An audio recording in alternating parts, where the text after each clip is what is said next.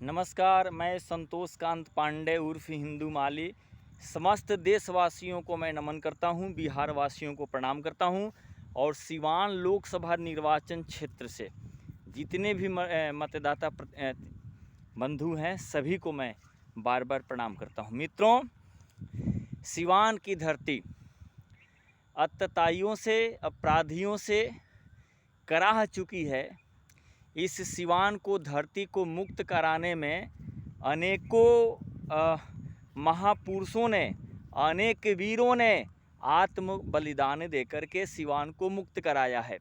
यह धरती भारत के प्रथम राष्ट्रपति की धरती है, द्रोणाचार्य की भूमि है, किसान मजदूरों की भूमि है।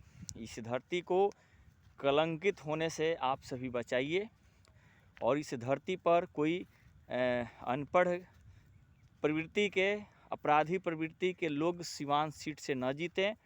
ये लोग जीतेंगे तो सिवान में किस तरह से विकास करेंगे सिवान की जनता समझ रही है।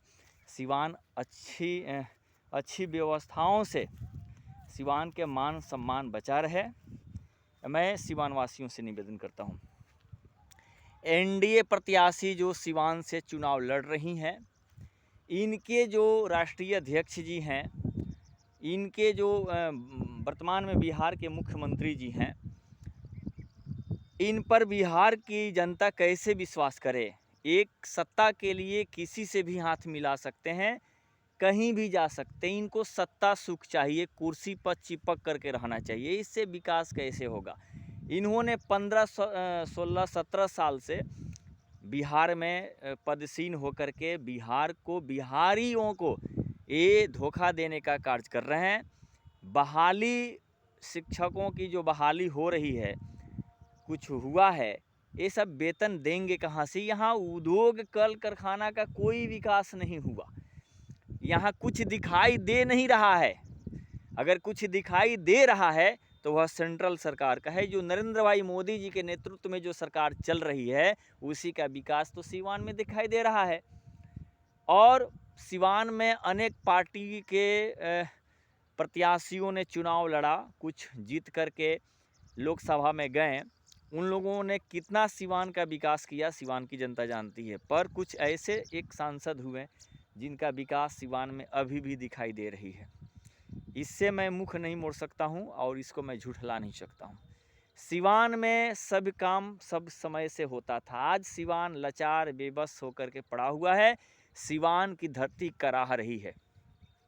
झूठी आश्वासन, झूठी वादा और झूठी वचनों से यहाँ के कुछ नेता सिवान की जनता को दिग्भ्रमित कर रहे हैं। इसलिए सिवान वासियों, आप लोग सोच समझ कर के मतदान करिएगा। किसी निर्दलीय को वोट दे दीजिएगा या दलीय को दीजिएगा, लेकिन जो पढ़ा लिखा हो, जो सही तो को सही शब्दों को समझ सके, वैसे लोगों को वोट दीजिएगा। सिवान का मान सम्मान बचा रहेगा, क्योंकि सिवान विद्वानों की भूमि है, किसानों की भूमि है, मजदूरों की भूमि है, अमीर गरीबों की भूमि है। और इस सिवान की धरती को जो एनडीए प्रत्याशी चुनाव लड़ रही हैं, उनका एजुकेशन क्या है, या अन्य प्रत्याशी जो चुनाव लड़ रही हैं, उनका एजुकेशन क्या है, ये सिवान की जनता समझेगी।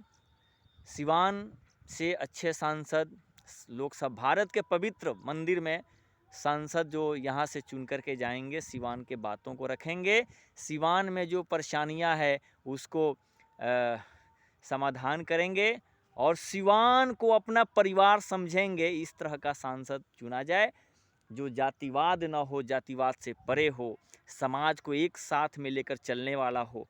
वैसे लोगों को चुन करके संसद में भेजा जाए, क्योंकि सिवान की धरती माफ़ हम सब सिवान वासियों को नहीं करेगी।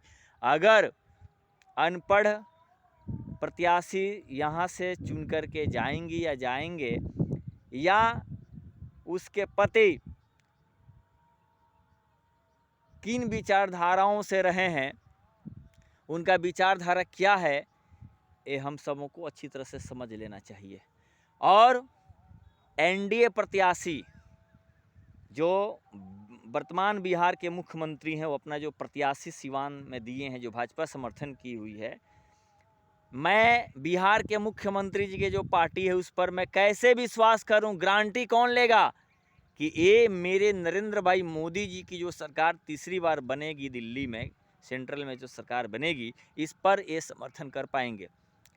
इनको मौका मिलेगा तो ये सत्ता से हट भी सकते हैं, सरकार को गिरा भी सकते हैं, सरकार को बना भी सकते हैं, जब पर इनको सवारत उसमें होनी चाहिए।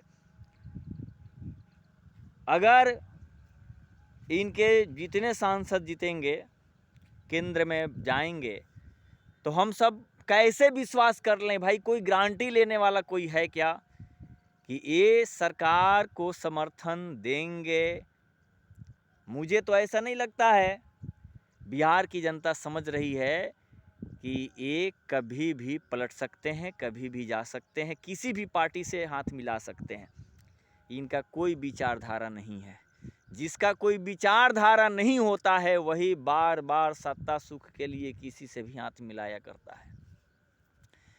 और बहुमतों का अपमान करने वाला जो बिहार के वर्तमान मुख्यमंत्री जी हैं, ये बहुमतों का अपमान हुआ। आप गठबंधन किसी भी पार्टी से मिल करके चुनाव लड़ें, उसके साथ में आप सरकार सही ढंग से चला नहीं पाते हैं और अपने सत्ता सुख भोगने के लिए इस पार्टी को छोड़ करके उस पार्टी में जाके गठबंधन कर लेते हैं। क्या बिहार की जनता मूर्ख है क्या?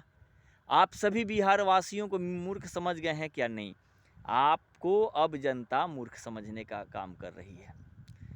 भारतीय जनता पार्टी जहां से भी चुनाव लड़ रही है वहां देश की जनता बीजेपी का जो फूल है, कमल का फूल, उसको हृदय से समर्थन दे रही है।